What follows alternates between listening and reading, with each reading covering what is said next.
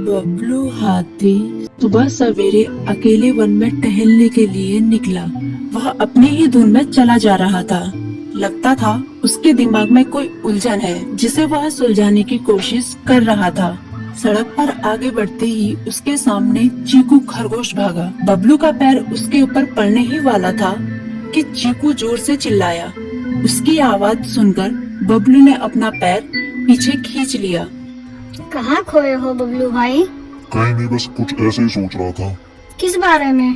तुम जानकर क्या करोगे? शायद मैं तुम्हारी कुछ मदद कर सकूं। तुम तो जानते हो आजकल वन में कितनी चोरियां हो रही हैं, पर चोर का कोई अता पता ही नहीं है। इस बात को लेकर वन के सारे प्राणी चिंतित थे।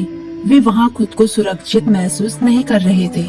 अरे चीकू भाई, हम मजबूर हैं। हम चोर को पकड़ ही नहीं पा रहे हैं। वह बहुत चालाक है और अपने काम को बड़ी कुशलता से अंजाम दे रहा है। कहीं कोई सबूत ही नहीं छोड़ रहा।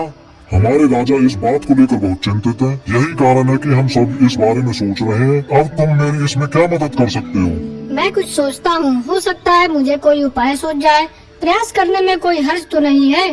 तुम ठीक कहते हो चीकू, लेकिन वन के गुप्तचर भी अभी तक इसका कोई हल नहीं निकाल सके। इतना कहकर वे चुप हो गए। बबलू की बातों ने चीकू को सोचने के लिए मजबूर कर दिया। चीकू को उदास देखकर बबलू बोला, तुम अपना मन छोटा मत करो। मुझे अच्छा लगा कि तुमने मेरी परेशानी को समझा। कभी मैं भी इस वन के लिए गुप्तचर का काम करता था। एक बार मेरी टांग टूट जाने से मेरे अंदर फुर्ती नहीं रही। तब से मैंने यह काम छोड़ दिया। चीकू, तुम चाहो तो यह काम दोबारा कर सकते हो। वन के प्राणी ज्यादातर दिन में भोजन की तलाश करते हैं, वे रात को आराम करते हैं। तुम दिन रात दोनों में ही भोजन की तलाश में निकल सकते हो सकता है रात को तुम्हें कुछ ऐसी बातों का पता चल जाए जो हमारे काम की हो। हाँ बबलू, तुम ठीक कहते हो। मैं आज रात को वन में घूम कर इस बात का पता करने की कोशिश करता हूँ।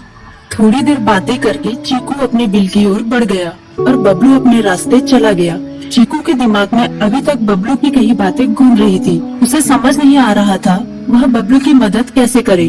दिन भर वह उसी उधेड़-बुन में लगा रहा। शाम होते ही चीकू कुछ सोचने लगा और वह चुपचाप बिल से बाहर निकल आया। चीकू की पत्नी ने देखा तो बोली, इस समय कहाँ जा रहे हो? बाहर खतरा है। खतरा तो सुबह भी रहता है, लेकिन खतरों से डर कर हम भूखे तो नहीं मर सकते। मैं बाहर घूम कर आता हूँ। इतना कहकर चीकू रात को बिल से बाहर निकल आया। कुछ दूर जाकर उसकी नजर बंकू उल्लू पर पड़ी, जो कुछ ही दूरी पर था। वह पेड़ की डाल पर बैठा अपनी गर्दन चारों तरफ घुमा रहा था। वह तेजी से पेड़ की एक डाल से दूसरी डाल पर उड़ रहा था। बंकू की नजर उस पर नहीं पड़ी थी। कुछ सोचकर चीकू पेड़ के पीछे से बाहर निकलकर थोड़ी खुली जगह पर आ गया और वहाँ से बंकू उल्लू को देखने लगा। बंकू ने चीकू को अंधेरे में भी देख लिया, पर उसने उसमें कोई उत्सुकता नहीं दिखाई और अपनी गर्दन चारों ओर घुमाता रहा। चीकू बड़ी देर तक बंकू की हरकतों पर नजर रखे रहा। वह थोड़ी देर तक खुले मैदान में खड़ा रहा, पर बंकू ने उसे देखकर भी अनदेखा कर दिया। उसने महसूस किया कि बंकू के आसपास चमकू चमगादड़ भी मंडरा रहा था। कुछ देर वन में घूमने के बाद चीकू अपने बिल में लौट आया और सुबह होने का इंतजार करने लगा। अगली सुबह बबलू उसी रास्ते में जा रहा था। रास्ते में चीकू उसका इंतजार कर रहा था। आज बड़ी जल्दी आ गए बबलू। हाँ, आजकल मुझे चिंता की वजह से नींद नहीं आती।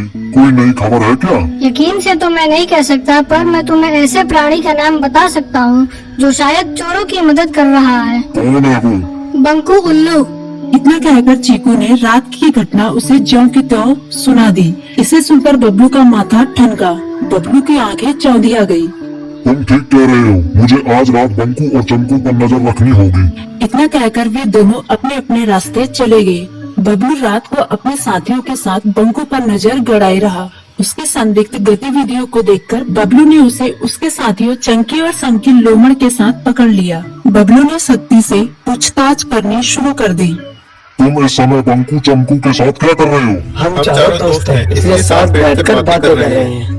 चमगादड़ और उल्लू की दोस्ती तो समझ में आती है, पर लोमड़ के साथ दोस्ती कैसे हो सकती है? सख्ती से पूछने पर दोनों ने अपना जुर्म कबूल कर लिया और सभी चोरियों के बारे में बताया जो उन्होंने कुछ दिन पहले वन में की थी। बबलू ने उनके चोरी का सारा सामान भी बरामद कर लिया। बंकू और चमकू को अभी तक समझ में नहीं आ रहा था कि वो इतनी आसानी से कैसे पकड़ में आ गए।